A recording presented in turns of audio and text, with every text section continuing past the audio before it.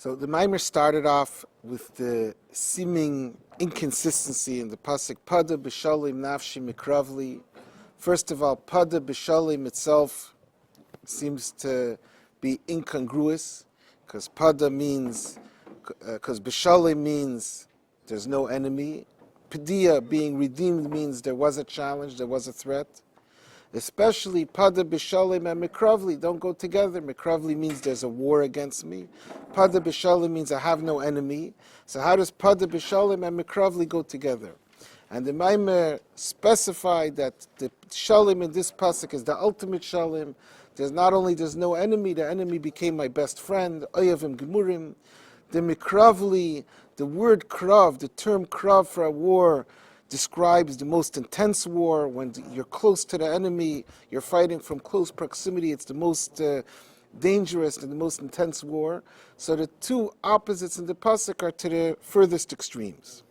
So in order to explain this, now we're starting to discuss the Padah BeShalom, the two different types of Padah, a Padah b'derech Milchama and a Padah b'derech Shalom, the way they apply in Avodas Hashem. That's the main point of the Maamarim.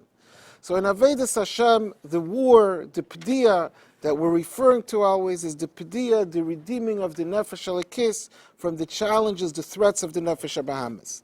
It's the war between the Nefesh Elokis and the Nefesh HaBahamis. So a Milchama is when the Nefesh Elokis has to deal with the Nefesh HaBahamis. When there's an enemy, when there has to be a conflict, there has to be a struggle, and only through the struggles does the Nefesh Elokis become liberated from the opposition of the Nefesh HaBahamis. And Padah BeShalom is that the Nefesh HaBahamis is not posing any threat. That's the general difference between the two types of Padah, the way they are in the Nefesh Elokis and the Nefesh HaBahamis. So at the beginning of this, I said, usually in the Maamar Chassidus, these two types of Padah are applied to the difference between davening and limud Torah.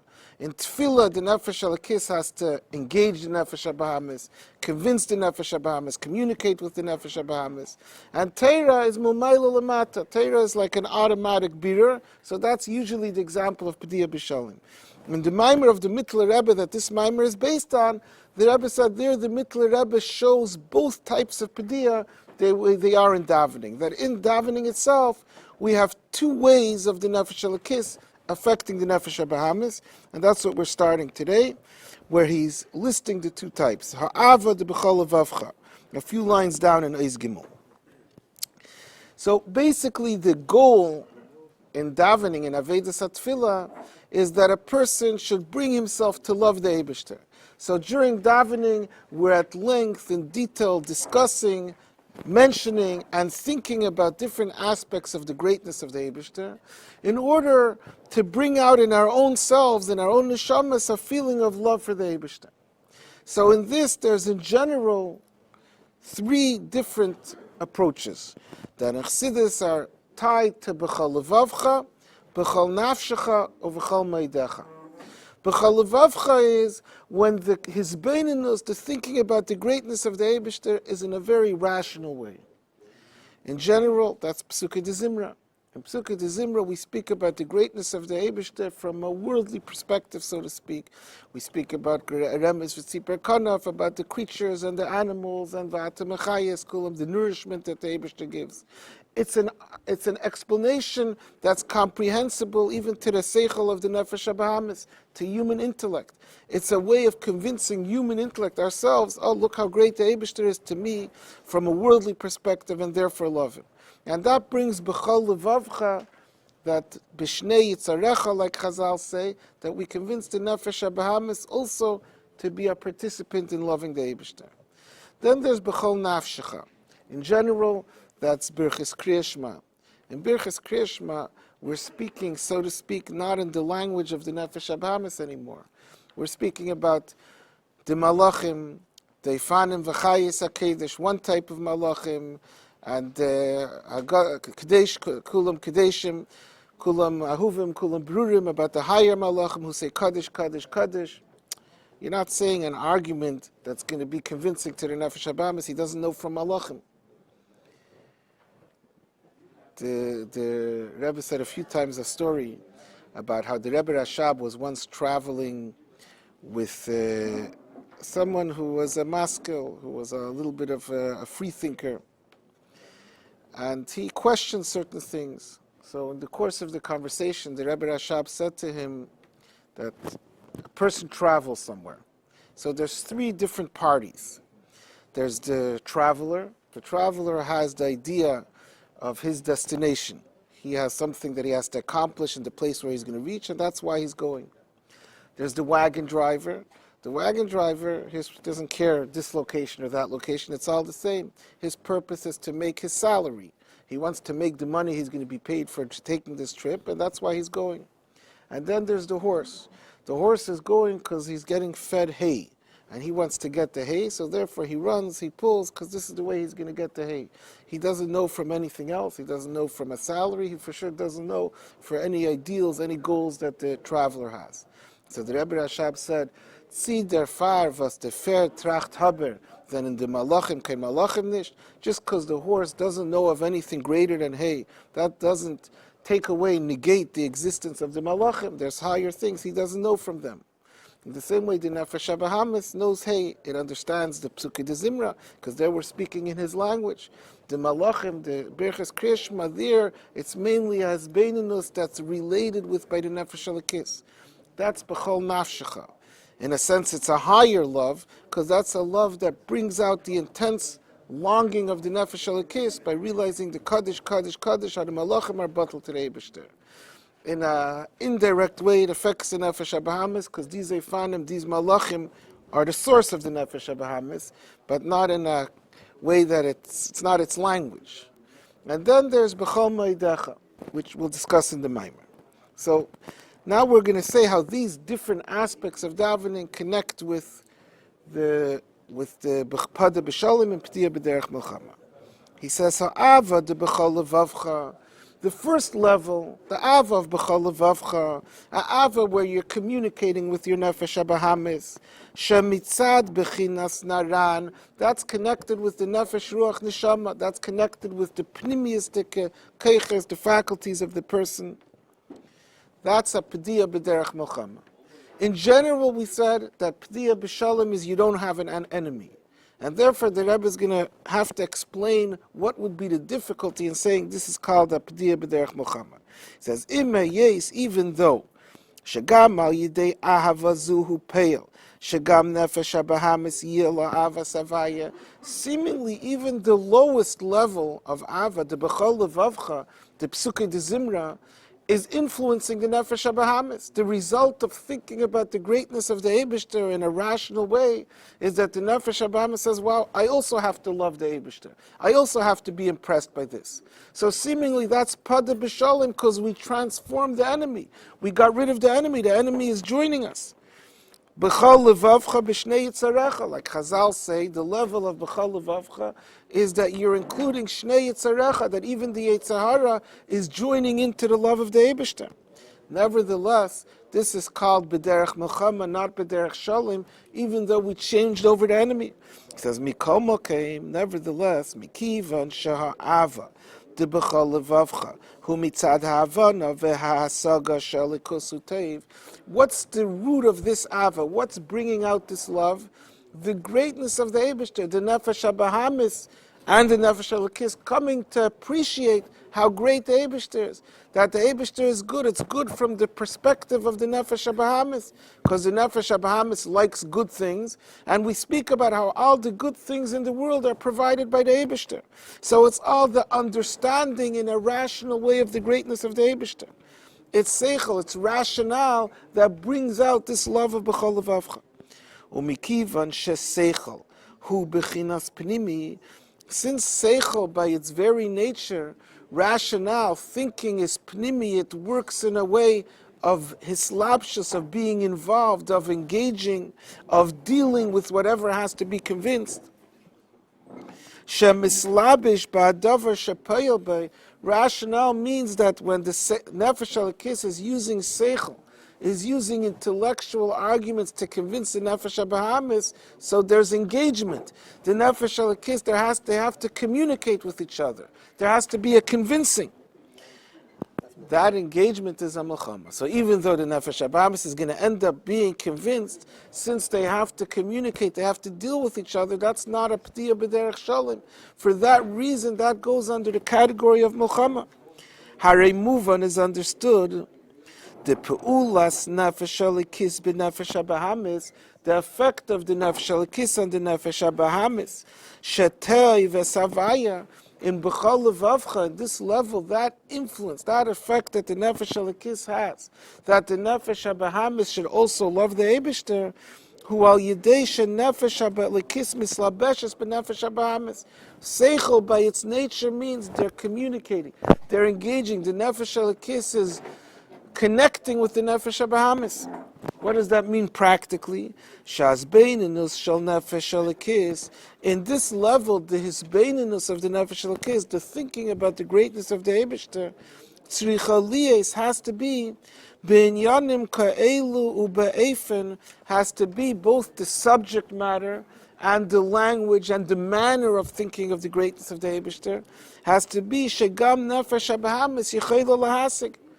The nefesh halikis can't just think about the greatness of the Eibishter in a way that gets it excited. It has to bring it down, and that's what the whole Psukei de Zimra does. It says, nefesh habahamis, look at the way the Eibishter controls the world. Look at what he does for the world. Look at what he gives the world. So that the nefesh halikis has to bring it down and think in the terms and the language of the nefesh habahamis, that's a milchama, that's an engagement. It has to deal, they have to deal with each other. Harei slapsha zu, this is slapshas, this connection, this engagement. Shenefesh halikis mislabeshes b'nefesh habahamis, that the nefesh halikis has to come down and put itself into the nefesh habahamis and go into the language of the nefesh habahamis, put itself into the mindset of the nefesh habahamis. Hu inyan shal milchama, that's a milchama. So even though the nefesh habahamis will get convinced in the end, but that's not a p'tiyah b'shalom. That part of davening, that aspect of avedus atfilah, is where in tefillah you have the milchama. V'gam ha'ava de b'chol nafshecha, even the second level, a higher level of ava that we're aiming for, in a higher level of avedus atfilah. B'chol nafshecha. B'chol nafshecha is mainly related with the nefesh halikis, that we think about the Eibishter in a higher level. We're not trying so much to convince the nefesh habahamis. We're trying more to bring out in the nefesh halikis an intense love of the Eibishter that results from the greatness of the Eibishter in a way that only the nefesh halikis understands. But it's going to be so intense that the nefesh halikis will have an overwhelming love of the Eibishter that the nefesh habahamis will back off. That's chaya, it's makif. Even the avav b'chol nafshecha shemitzad b'chinas chaya, seemingly this is already Padah b'shalom. There's no engagement. The nefesh halikis is not dealing with the nefesh habahamis. It's dealing with itself. It's feeling its own love for the Eibishter, and the nefesh habahamis is ceasing to be an opponent. Seemingly that's Padah b'shalom. It's like if you'll have an example that I think is brought down sometimes, if there's a very, very powerful army, so that itself, that it shows its power, will have the result that an enemy will back away. They don't have to actually engage. They don't have to have any combat. They don't have to fight because it sees an army that's so much stronger than it, then it sees there's no one to fight with. That's what Chai is. That's what Makif is. The Rebbe spoke many times that Eretz Yisrael, just having a strong army is itself a deterrent. They don't have to then go and fight a war. Says seemingly, therefore it's shalom. Nevertheless, this is also a milchama. Hagam shechaya hi bechinas makif. Even though chaya is makif, makif by definition means there's no engagement. It's not actively dealing and communicating with the nefesh habahamis. Its intensity is automatically pushing aside the nefesh habahamis. V'abir the nefesh habahamis, the bitter of the nefesh habahamis, shal yidei avazu, through reaching the feeling of the love of b'chol nafshecha, is loy b'derech hislapshus, not in a way that the Nefesh Elikis communicates and connects with the Nefesh Abahamis. Ella, the way it works is Shemitzat Teikef Haratz in the Nefesh Elikis. The intensity, the strength, the power of the Nefesh Elikis, when it reaches this level of Ava Mitzad B'chol Nafshecha of Chaya, which is a Ratzin Shalamayla Mitam, it's a Ratzin that's higher than rationale, it's not beyond explanation. Mizbatle Mimela Haritzain is the Nefesh Abahamis. It causes that the feelings of the Nefesh Abahamis back off. They feel they have nothing to say over here in the face of such an intense love of the B'chol Nafshecha. So it would seem that it's Padah BeShalom. There's no enemy, right? Afa Pikei. Nevertheless, even the B'chol Nafshecha, if we really get down to it, is also a Muhammad. Because Mikivan Shebitul Haritzain is the Nefesh Abahamis. Hurak mitzad is gabrus haratz in the nefesh elikis. Even in that case of b'chol nafshecha, what caused that the nefesh abahamis is backing off and not trying to oppose the nefesh elikis? The fact that it's overwhelmed, it's intimidated by the show of strength of the nefesh elikis. In the case of the two armies, when there's a very powerful army, it's not really that there's no enemy. It's that the weaker enemy is just intimidated by the show of strength of the powerful enemy. There's no actual war, but there's a conceptual war. Conceptually, it's being overpowered by that show of strength. There's no actual struggle, but that's not a real Padah b'derech shalom. So the bittul is because of this gabrus haratzin of the nefesh elikis. It's because it's so intense, the feeling and the love of the nefesh elikis. That means that's conceptual muchamaynu shegam achshav yeshel nefesh abahamis behelem ritzein lizarim. When the nefesh abahamis was overcome through b'chol nafshecha, through chaya, what that means by definition is that really the nefesh abahamis inside, deep down, has its own feelings. The nefesh abahamis wants to be a nefesh abahamis, but it's intimidated, it's overwhelmed by seeing how strong the ava of the nefesh elikis is, so it's going to back off. But that's a milchama. Really what took place was it was overpowered, not that it's not standing up against to begin with. Shemitzad is gaber saratz in the nefesh elikis einam ba'am b'payil. The feelings of the nefesh abahamis don't come to actuality because they're overwhelmed by the nefesh elikis. Lachein nichlal zeh ba'aveda debir shebederech milchama. Therefore, this is also included in a Padah b'derech milchama because there's some aspect of a struggle. There's some aspect of a fight. So these are the two parts of davening that are Padah b'derech milchama. B'chol levavcha and b'chol nafshecha, nefesh ruach neshama, and chaya are all a Padah where there's some level, some aspect of milchama. Ve'inyan Padah BeShalom, according to this Maamar of the Mittler Rebbe that says both are there in davening. Where in davening do you have Padah BeShalom? Hu ba'ava de b'chol meidecha. In davening, where we're trying to awaken in ourselves the avas Hashem, so we're trying to awaken all three levels in different parts of davening. B'chol levavcha, b'chol nafshecha, or b'chol meidecha. B'chol levavcha is nefesh ruach neshama. B'chol nafshecha is chaya. B'chol meidecha is yechida, is bringing out an even deeper love. That's the yechida shebenefesh.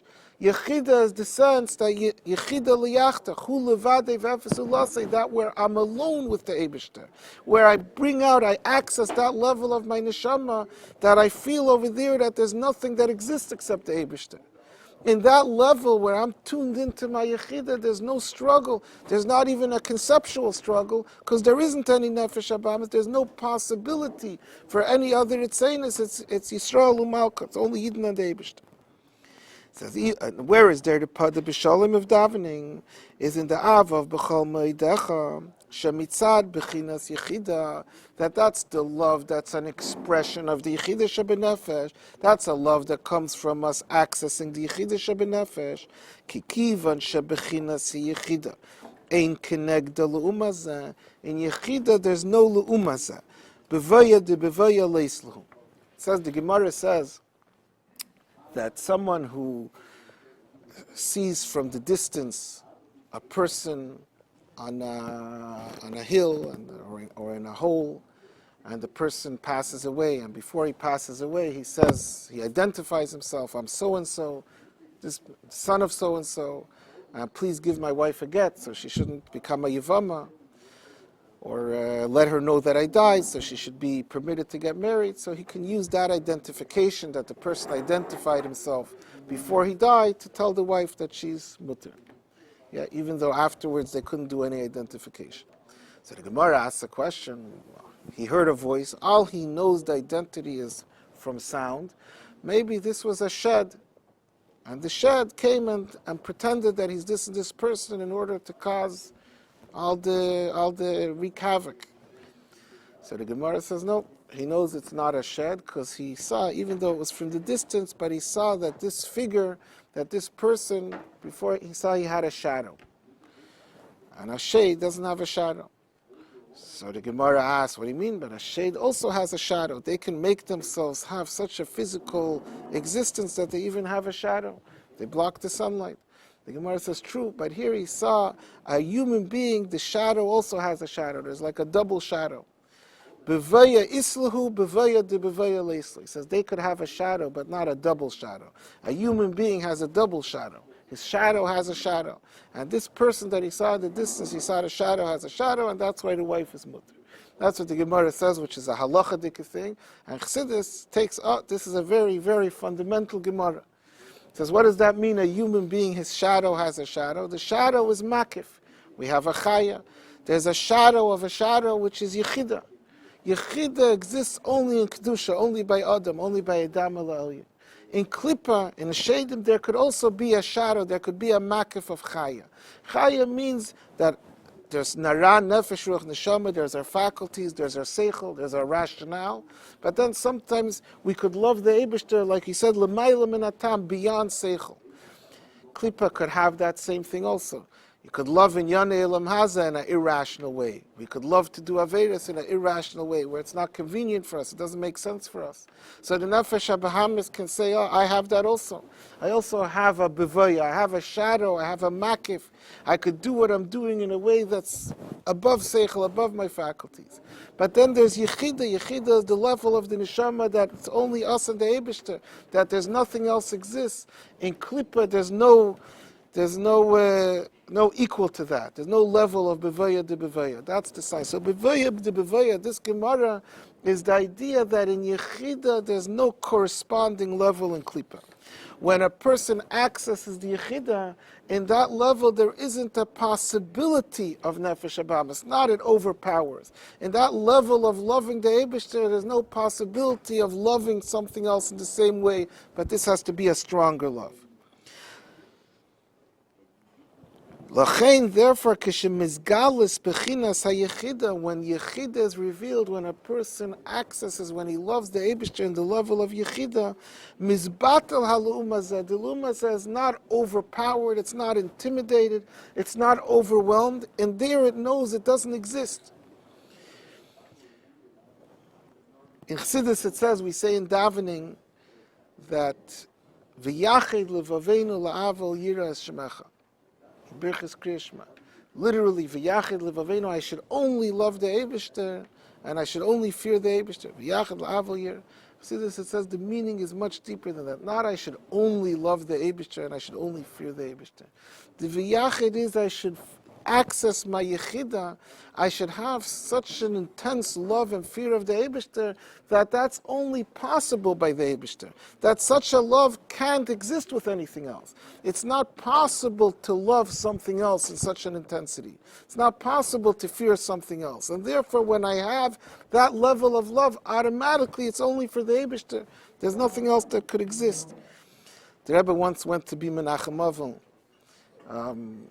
The Satmar Rabbi went to Menachem Avil, and they were having a conversation. And in the conversation, so the Rebbe spoke in Yonim in Kabbalah with him. In the middle of the discussion, so came in a certain Misnagdish Rosh Hashiva. And this Misnagdish Rosh Hashiva tried to get into the conversation. He's also so he tried once, but the Rebbe ignored him, because whatever. He tried once, he tried a second time. So then the Satmar Rebbe said to that Misnagdish Rosh Hashiva, Di has done nishvas submission. You have nothing to mix in. This conversation, you have no place. So when there's his galus, hayechida, so then the Nefesh Habahamis is like, he has no place there. He doesn't exist. So there, that's the true Padah BeShalom. The bechinas chaya, and the level of chaya, kivan sheyesh kenegda le'umazeh, since by chaya there's a le'umazeh. The nefesh habahamis could also experience an overwhelming love, chas v'shalom, to negative things. The nefesh halakis's love could be stronger. The chaya of the nefesh halakis could be more powerful. But there's a corresponding level, so the nefesh halakis has to overpower it, has to be more strong. Lachein hagili de b'chinas chaya, even when the nefesh halakis experiences, accesses the avav b'chol nafshcha of chaya, einay sheila l'mevatel haritzein izarim the nefesh habahamis. It doesn't negate, it doesn't automatically make, it's not possible to exist in nefesh habahamis. V'urak b'derech his gabros. What happens is the nefesh halakis is overpowering the nefesh habahamis. It's intimidating it. The nefesh habahamis is backing off. By chaya, what happens is sheharatzon alakus, the ava, the desire for alakus, shemebchinas chaya, that comes from the level that's an expression of chaya, mizgaber al haritzenis the nefesh habahamis, it overpowers the feelings and the desires of the nefesh habahamis, and the nefesh habahamis backs off. So it's a his gabrus, it's in a sense a mochama. In order that we should say that it's a Padah b'derech shalom, that there is no opposition, that the Ritzein the desires of the Nefesh HaBahamis don't exist, they don't have a beginning, that's only through accessing, through feeling the B'chol Moedecha, which is the love of Yechida. So therefore, this is the way the Mittler Rebbe explains in this Maamar how the two types of Padah Beruchnius, the way they apply in our Avedis Hashem, are both aspects of Avedis HaTfilah. They're both there in our Avedis HaTfilah. The B'chol Levavcha and even the B'chol Nafshecha, for two different reasons, are both a type of an engagement. They're both some aspect of struggle. There's some aspect of having to overpower the enemy. That overpowering the enemy is a Padah b'derech Mochama. But then there's also the level in davening of B'chol Moedecha, the Gili HaYechida, that's in davening the inyan of Padah b'derech Shalom, the way it is in Avedis Hashem.